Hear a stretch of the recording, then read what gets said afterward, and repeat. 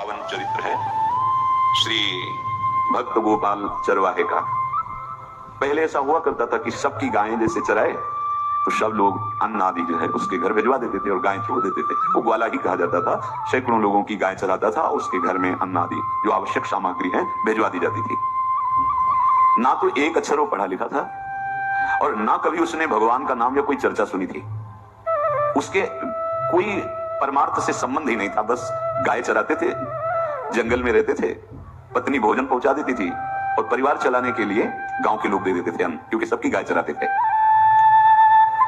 ना तो उसको किसी धर्म का ज्ञान था, ना किसी साधना का ज्ञान था। एक दिन देखा जंगल से एक मंडली जा रही संतों के, वो श्री राम जय राम जय जय राम, श्री राम जय राम ऐसे कीर्तन। संत जन पहले मंडली बना के चलते थे, तो नाम कीर्तन पद कीर्तन ऐसे। उसको बड़ा आनंद आया। उसको लगा कि इतने झूम झूम कर संत जन गा रहे हैं, किसी से बात नहीं की, पकड़ लिया। अब पूरा तो नहीं, बस उतना राम राम राम राम ऐसे करने लगा। देखो कई बार कहा है यदि आप बिना गुरु मंत्र के भी नाम जप करेंगे तो नाम जप आपको गुरु तक पहुंचा देगा, क्योंकि गुरु प्रदत्त नाम भगवत साक्षात्कार कराता है। 50 वर्ष की अवस्था लगभग हो गई थी। कभी कोई तीर्थ याटन, धर्म कार्य, शास्त्र स्वाध्याय, सत्संग कुछ नहीं।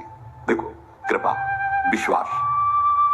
अब वो अलौकिक ढंग से नाम में मिठास लगने लगी उसको, तो जोर जोर से कभी कभी नाच पड़ता, चरवाहा गाता, तो और जो लोग थे उसका उपहास करते। अरे नरक में भी ठौर नहीं मिलेगी, जिंदगी में कुछ पुण्य नहीं किया, ये ऐसे लोग बहुत उपहास करने वाले। ऐसे करने से क्या मिलेगा? नाम से कुछ हो जाएगा? उसने कहा हमने तो कभी सोचा ही नहीं कि कुछ होगा, तो ऐसे ही गा रहे। पर ये लोग उपहास कर रहे हैं, क्या गलत है क्या ऐसा गाना? जब तक दृढ़ ज्ञान नहीं होता तब तक माया फिसला सकती है। उसने कहा कि हम किसी लाभ के लिए, बैकुंठ जाने के लिए या कोई लाभ के लिए नहीं जबते, हमें तो अच्छा लगा वो गा रहे थे संत जन, तो हम गाने लगे। क्या सही में आप लोग समझते हैं कि गलत है? उनका तुम मूर्ख हो, तुम्हारी क्या समझ में आए? और उपहास करते हैं उसका। उसके मन में एक बात आई, कोई ये प्रमाण दे दे मुझे कि ये जो मैं संतों के मुख से सुना नाम, ये परम सत्य है, ये परम सुखकारी है, और इससे क्या वैकुंठ मिल जाएगा? कोई तो मिले मुझे। और जब किसी के हृदय में ऐसी आकांक्षा होती है तो वही मिल जाते हैं जो सबके हृदय की जानते हैं। एक दिन उसने देखा जब लोग दिल्ली की हंसी मजाक कर रहे थे, उसी समय एक लंगोटी पहने हुए, हाथ में कमंडल और दंड धारण किए हुए कोई वीतराग परमहंसदास दौड़ा, चरणों में गिर गया। महाराज महाराज, बस एक बात आप बता दीजिए, जो हम राम राम कह रहे हैं, ये लोग उपहास करते हैं, क्या इससे हमारा कल्याण हो जाएगा, वैकुंठ मिल जाएगा? तो उन्होंने कहा बेटा ये बहुत मंगल में भगवान का नाम है, पर हमें लगता है कि तुम्हें गुरुदेव की आवश्यकता है।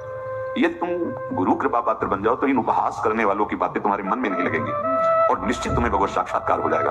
तो पैर पकड़ लिया और कहा महाराज आप ही गुरु बन जाओ ना हमारे, आप ही हमें मंत्र दे दो। तो उन्होंने कहा हम तो तीर्थ यात्रा में हैं, ऐसा हम नहीं कर सकते, पर यदि तुम भगवान से प्रार्थना करोगे तो तुम्हारे कल्याण के लिए सदगुरु प्राप्त हो जाएगा।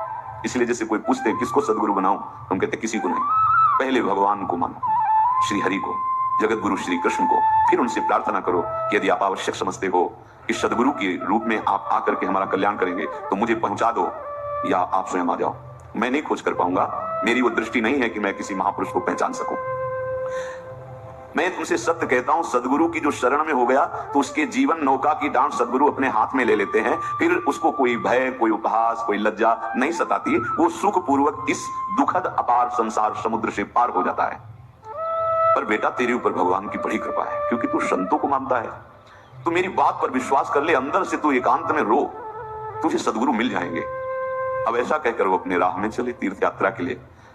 अब वो खोजता, एकांत में बैठकर देखता, कभी कभी वो पेड़ पे चढ़ जाता कि कोई संत तो नहीं आ रहे हैं। अब उसके लिए वहां भोजन पहुंच जाता, पाता, गाय देखता, अब खोज करता कि सदगुरु आ जाए, सदगुरु आ जाए।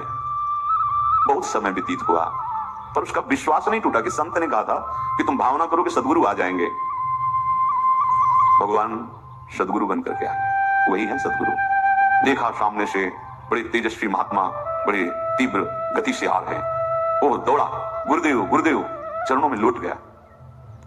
चरणों में जेवी गिरा तो एक बिजली सी दौड़ी उसके हृदय में। अब बात बन गई, गुरु मिल गए। वो खड़े हो गए, देखते ही सात्विक भाव उत्पन्न हो रहा है, आंसू निकलने लगे। देखते ही मन में आया कि जो संत कह रहे थे सदगुरु मिल जाएंगे, यही हमारे सदगुरु हैं। हृदय में उत्साह, आतुर आवाज, प्रभु मुझे भवसागर से पार करने वाला गुरु मंत्र दे दो। ऐसे थोड़ी दीक्षा दी जाती कि गली चलते दी जाए, दूंगा।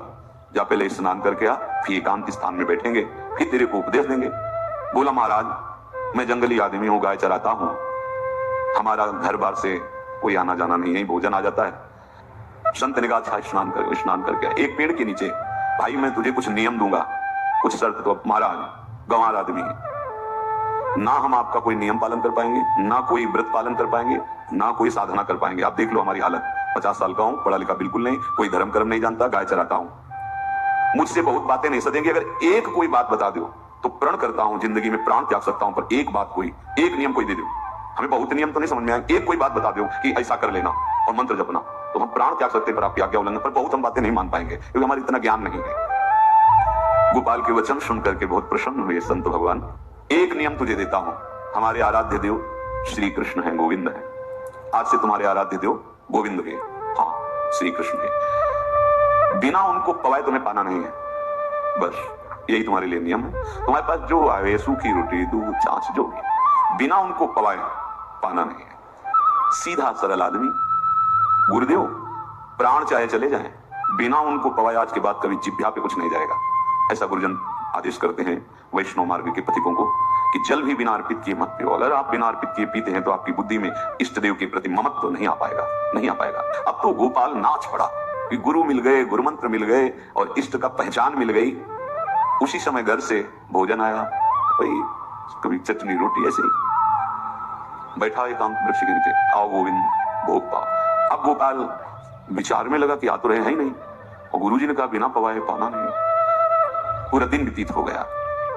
गुरुजी कहते घट घट में विराजमान भगवान है, तो कहीं से भी प्रकट हो सकते हैं। तो अंदर मंत्र जपता कहता आओ भगवान पाओ, आके नहीं आए। महाराज हमारे गुरुदेव ने आपका ध्यान जो बताया, तो वैसे ही आओ, आप पाओ आकर के। रात्रि हो गई, देखा पर वो नहीं आए, तो भोजन उठाया, गाय को पवा दिया, तो बहुत सी गाय थी, भूखा रह गया। दूसरे दिन फिर भोजन आया, एक पत्ता टोरा, जल से छिड़का पत्ते को और भोजन रखा, भगवान को फिर पुकारा आओ प्रभु। गुरुदेव ने आज्ञा की बिना आपको पवाए हम अपनी जबान में नहीं रख सकते। शाम हो गई, रात्रि हो गई, फिर गौ को दे दिया, नहीं पाया। अब एक तो 50 वर्ष की अवस्था और गौओं के पीछे दौड़ना और भोजन पाना नहीं, शरीर में सामर्थ्य धीरे धीरे कम होने लगी। तीसरा दिन, चौथा दिन, पांचवा दिन, छठा दिन, सातवां दिन, दीनानाथ प्राण चाहे निकल जाए, हम गुरु की आज्ञा नहीं तोड़ सकते। अगर आप नहीं आएंगे तो भूखों मर जाऊंगा। पर हम ये बात देखो, ये बात चरवाहा है, कोई साधना पूर्व की नहीं। गौ सेवा के प्रताप से उससे संतों में प्रीति हो गई, नाम की कृपा से, गुरु की कृपा से नामी की प्राप्ति की चाह। ऐसे कई दिन व्यतीत होते, अस्थि मात्र हो रहे शरीरा। पूछते कि क्या बात है, भोजन तो हम रोज लाते हैं, आप रोज लेते हैं, क्या पाते नहीं? आपका विषय नहीं, शिक्षा मिलती है यहाँ। अपने गुरु उपदिष्ट साधन को किसी से बताना नहीं चाहिए। गुरु उपदिष्ट साधन जब तक सिद्धावस्था ना पहुंच जाए तब तक गुप्त रखा जाता है। जो जैसे आप सत्संग सुन रहे हो, इसमें कोई वचन आपको लगा, पकड़ लिया, अब वो जीवन में तभी बोलना जब उसका प्रभाव हमारे जीवन में आ जाए। नहीं ऐसे नहीं बोलना, नहीं तो निकल जाएगा। और अगर रोक लिया तो मंथन करेगा अंदर और आपको उसमें स्थित कर देगा। एक भी शब्द नहीं बताया कि हमारी गुरु दीक्षा हो गई, गुरुजी ने कहा था पवा के पाना, और इतने दिन हो गए भगवान तो आ नहीं रहे, इसीलिए हम पा नहीं रहे, तो हमारी ये दशा है। देखो आज का समय ऐसा है कि प्रगट में सब इंद्रियों के पोषण की व्यवस्थाएं भगवान दी, चाहे गृहस्थ हो चाहे विरक्त हो, लेकिन क्या हमारे अंदर निष्ठा है ऐसी? सबरी जी जब उनके गुरुदेव पधारने लगे तो चरणों में रोके गिरी कि प्रभु इस पूरे विश्व में मुझ अधम को सिर्फ आप ही प्यार करने वाले, आप ही ने दुलार करके मुझे रखा, नहीं सब जगह ठोकर मिलती, कोई भी संत महात्मा हमारी तरफ देखना नहीं चाहते, और प्रभु आप चाह रहे हो, आप कैसे जीवन जानते हो क्या कहा? हम तो भजन के प्रभाव से भगवान के धाम जा रहे हैं। बेटा भगवान स्वयं चलकर तुम्हारे पास आए। सबरी जी बहुत वर्षों तक कभी गुरु के वचनों पर अविश्वास नहीं हुआ, क्यों कहते थे भगवान आएंगे, रोज पावड़े डालती हूँ, शोभनी लगा के दिल छिड़कती हूँ, रोज पे लगता है, आपको सलाह तो नहीं दिया गुरु जी ने? नहीं, गुरु के वचन भगवान आएंगे,